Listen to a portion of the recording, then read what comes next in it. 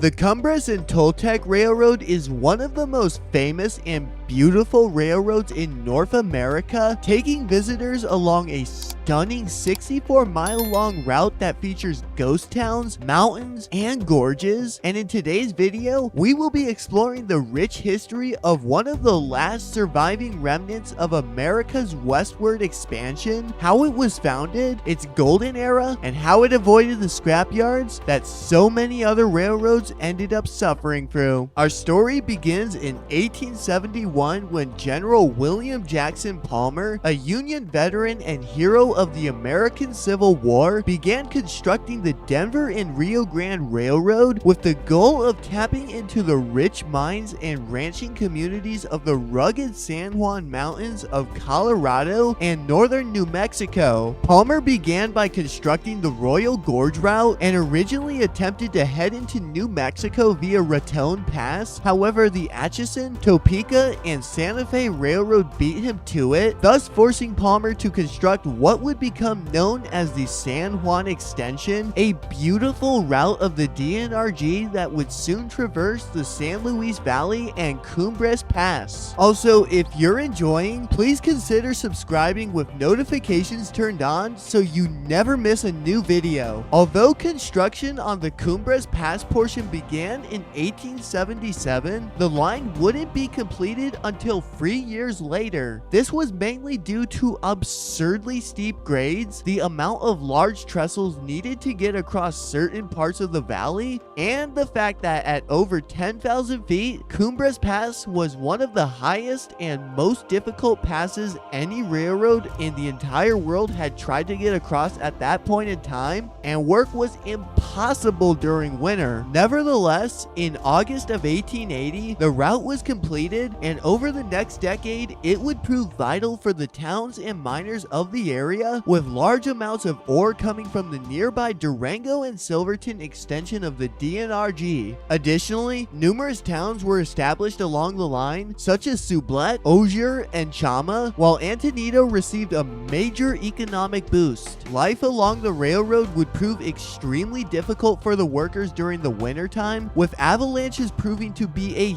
huge problem, repeatedly wiping out entire sections of track and snow sheds, sometimes even stranding unfortunate trains and their crews. In the late 1880s, the Denver and Rio Grande introduced the rotary snowplow, a massive beast that could completely clear the tracks of even the deepest snow. In 1893, the Sherman Silver Purchase Act, a law designed to artificially boost the price of silver, was repealed by Congress, which sent much of the American West's economy into complete freefall, with thousands of mines in Colorado closing their doors. This took a heavy toll on the railroad, which relied heavily on mining traffic, and with the exception of some logging and ranching traffic, the D&RG largely ceased operations along the line for the next few years. However, it would be during this time period that Chama would soon end up becoming a major railroad hub, with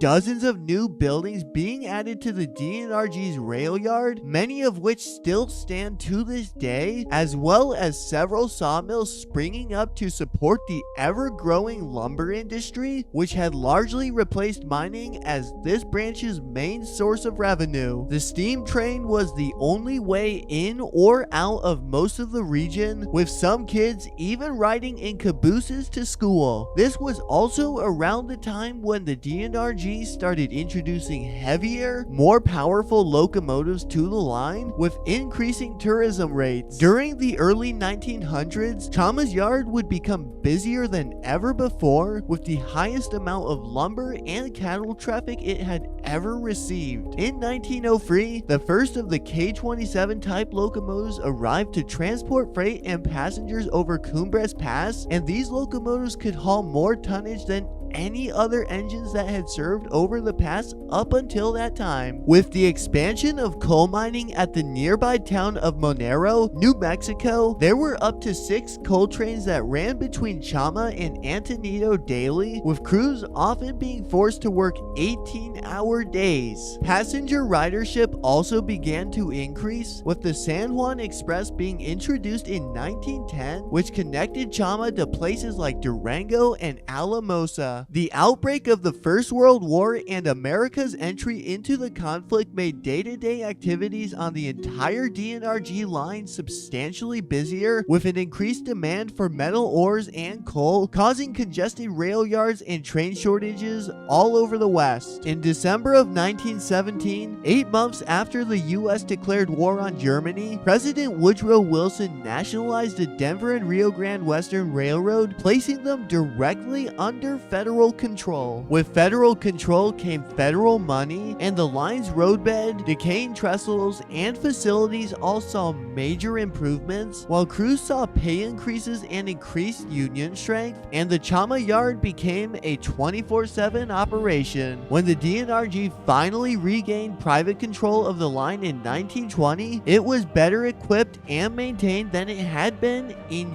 years. The 1920s would see the introduction of both the K-28 and K-36 type locomotives to the line, and although traffic on the line remained strong, signs would emerge of its future troubles, particularly towards the end of the decade, with trucks becoming widespread heading into the 1930s, beginning to chip into the line's traffic and fragile profit margins. The 1929 stock market crash hit the towns and industries of the San Juan Mountains like a bullet, causing the prices of critical ores like lead and zinc to crater. Ore shipments along the D&RGW's route between Chama and Antonito dropped by nearly 70%, with cattle and lumber traffic also posting substantial decline. This forced the line's leadership to abandon every non-essential part of its operations, with mixed passenger and freight trains becoming far more common. By 1933, the railroad had begun to adapt to its new normal, with slightly increased lumber traffic returning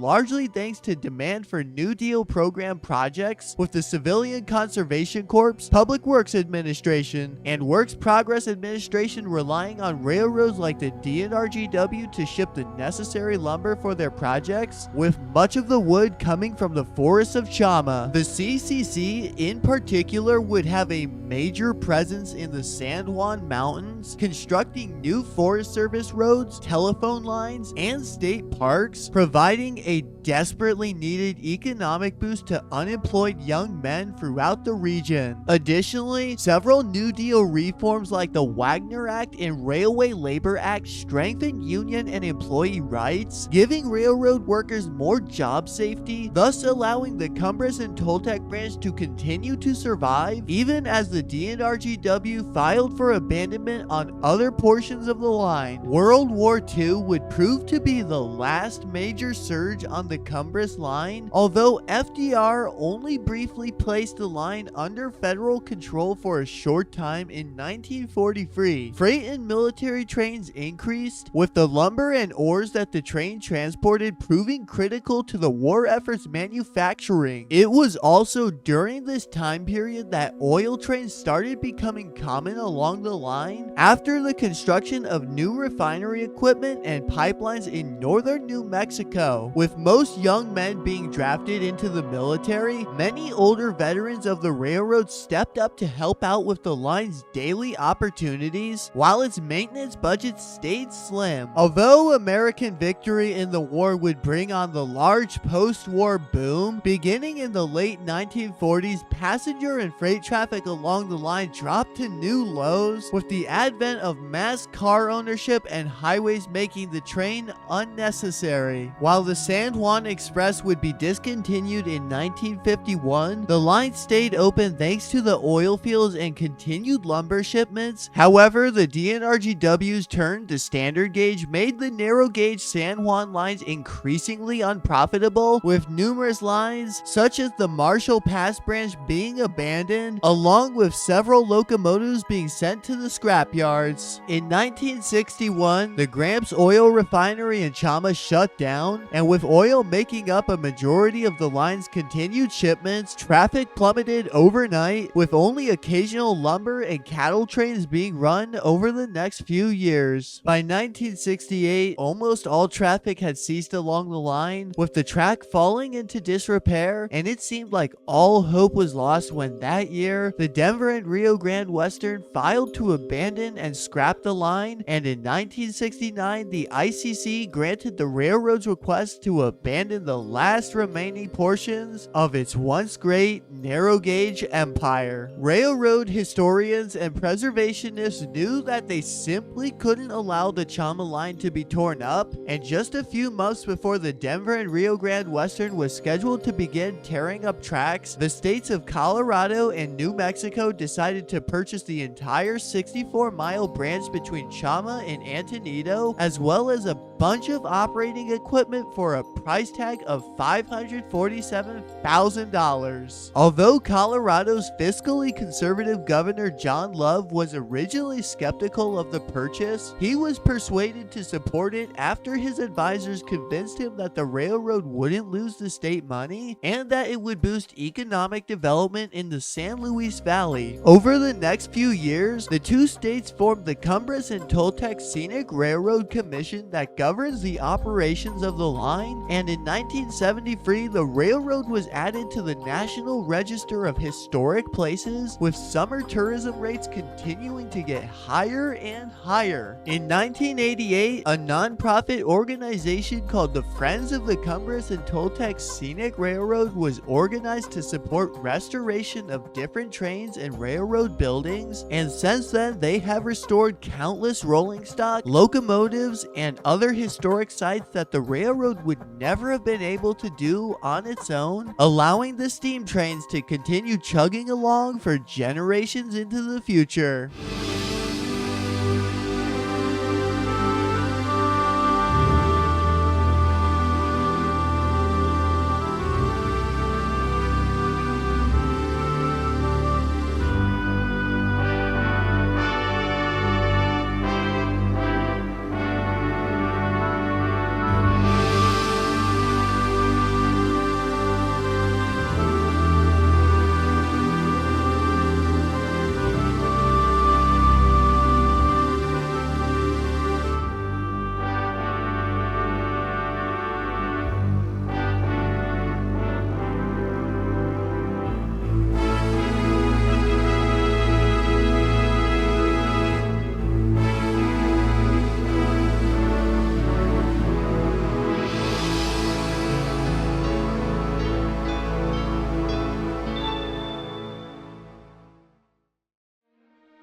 Yeah, the Cumbres and Toltec is a really special railroad, isn't it now? Today, the Cumbres and Toltec provides an incredible experience for all of its visitors, with stunning landscapes, historic trains, and freight excursions that you can't find anywhere else, as well as the charming old ranching towns of Antonito and Chama that make it a well-worthy trip for any rail fan. If you enjoyed this documentary, please subscribe and turn on notifications so you never miss a new video about railroads or ghost town history, and I will catch you all later.